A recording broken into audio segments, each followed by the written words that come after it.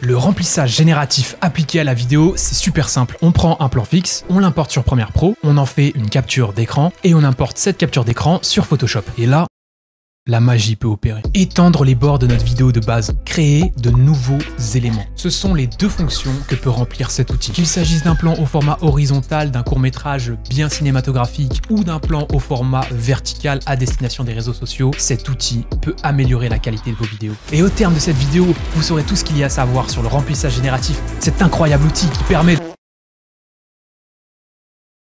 Oui, bon, c'est pas un outil miracle, ça marche pas à tous les coups, mais vous inquiétez pas, je vais vous montrer comment l'utiliser pour obtenir les meilleurs résultats.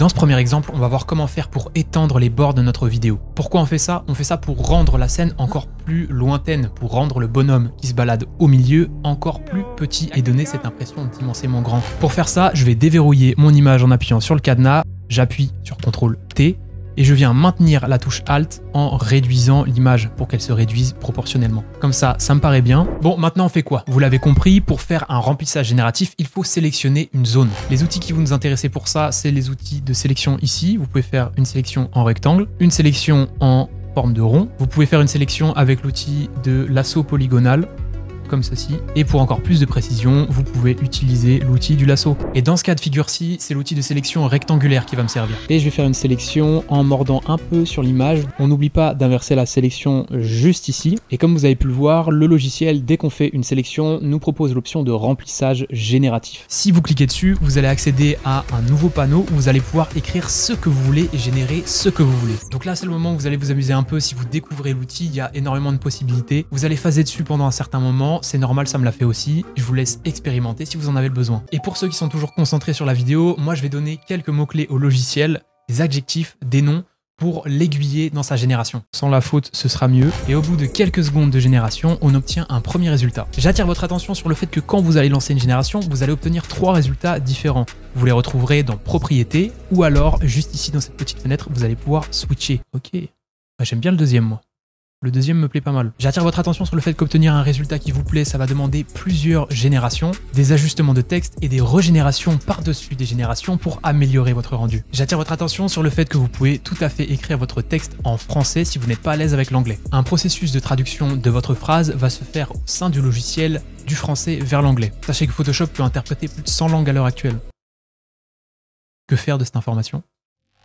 Ouh, ok. Mais regardez, les ombres, c'est juste parfait. J'attire votre attention sur le fait que vous pouvez laisser l'espace de texte vide. Vous n'avez pas besoin de la remplir pour lancer une génération. Genre ça, cet objet chelou là. On comprend pas c'est quoi. Papa, frérot. Papa. Et enfin, j'attire votre attention sur le fait qu'à chaque fois que vous allez lancer une génération, un nouveau calque va se créer. Et ça va devenir rapidement un beau bordel au fur et à mesure des générations dans votre fenêtre de calque. Donc n'oubliez pas de les ranger dans des dossiers, de faire des doublons et de les fusionner pour plus de clarté. Essayez aussi de vous repérer dans vos calques pour savoir lequel vous devez sélectionner lorsque vous lancez une génération. Par exemple, si je veux créer un clown juste à cet endroit ici, il faut que je trouve le calque qui recouvre cette zone. Et donc en l'occurrence c'est celui-ci, vous pouvez le voir, c'est celui-là. Je vais cliquer dessus et puis là je vais créer mon petit clown. Mais l'IA c'est un truc de fou. C'est un truc de fou. Genre elle a compris qu'il y avait une poutre ici. C'est quoi ça? Le gros celui-là il est bien flippant. Il est grand en fait. Bon c'est un peu parti en couille. C'est pas trop dans l'esprit artistique de base. Mais on va le laisser. Alors évidemment on parlera pas des proportions. Hein, c'est clairement un clown géant. Mais je trouve qu'il le ressort trop en termes de luminosité. Donc je vais avoir envie de le réajuster à la tonalité générale de l'image. Je vais créer un calque de correction de luminosité que je vais associer au clown en maintenant la touche Alt et en cliquant. Et là vous allez voir que si je modifie la luminosité, en fait mon calque c'est pas que mon clown. Mon calque c'est vraiment un morceau de puzzle qui s'est greffé par-dessus mon image. Regardez ce qui se passe. Si je l'isole pour pallier à ça, il va falloir que je fasse une sélection. Je prends l'outil de sélection, je fais sélectionner un sujet. Il m'a trouvé mon clown sans souci. Je vais quand même peaufiner un peu le masque parce qu'il y a des cheveux et parce que qu'est-ce que c'est que ça, putain. Voilà, c'est à peu près bon.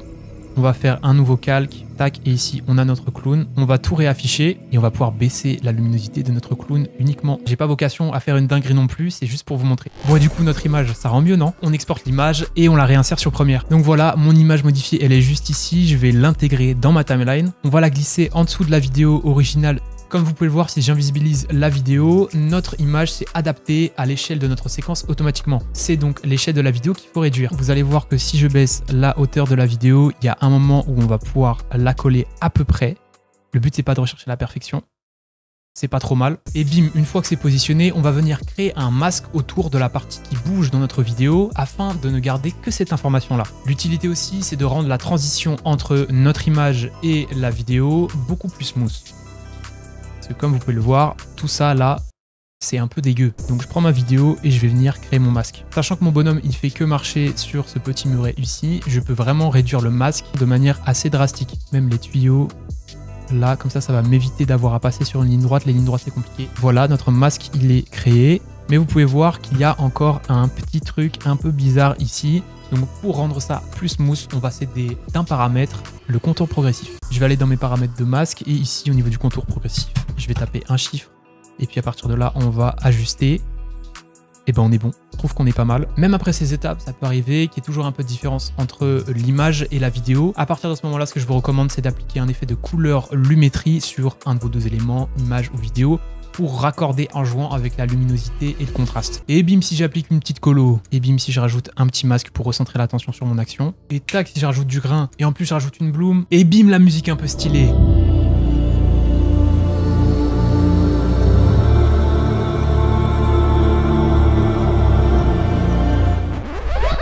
Ah putain, le Clowncast, c'est terrible, il a rien à faire là. J'ai trop le seum parce que la vidéo en intro où il y a un bonhomme qui sort d'un trou dans un mur, elle s'y est beaucoup plus mon propos en termes d'agrandissement d'image, en termes d'esthétique. Là, on a agrandi l'image de 20 cm et il y a un pauvre clown dans le fond. C'est terrible, c'est terrible. Bon, l'essentiel, c'est que vous ayez compris techniquement comment faire. Et maintenant que vous êtes concentré, que vous êtes chaud, je vais vous présenter un deuxième exemple plus compliqué. Comment je fais ma facecam. Donc ça, c'est mon plan de base. Voilà, bienvenue. J'ai ma caméra installée sur un trépied, penchée sur le côté, donc il filme en 9/16. Bah attendez, je vais vous montrer en fait. Je vais vous filmer ça. Voilà. Voilà l'envers du décor. Lorsque je me filme comme ça, j'ai conscience que plus tard, je vais créer un masque autour de moi pour m'envoyer dans un décor qui n'existe pas encore. Très concrètement, ça veut dire que je ne dois pas dépasser de ce masque quand je fais ma présentation, sinon ce sera cramé. Donc voilà, je suis comme ça, mon pote, je bouge pas trop les mains, tu vois. Ça veut dire aussi qu'un fond uni derrière vous est votre meilleur allié, parce que Photoshop saura mieux faire du remplissage génératif sur une couleur qui est unie, surtout si la lumière est uniforme dessus. Ce n'est pas le cas pour moi parce que j'ai une light derrière moi. Très concrètement, ça veut dire que vous n'avez pas intérêt à laisser rentrer des moitiés d'objets dans votre cadre parce que vous n'avez pas la certitude que Photoshop pourra les comprendre et les prolonger. Surtout un objet comme ça. Là, ce que vous apercevez, c'est une planche à repasser posée contre le mur qui me sert à caler une light.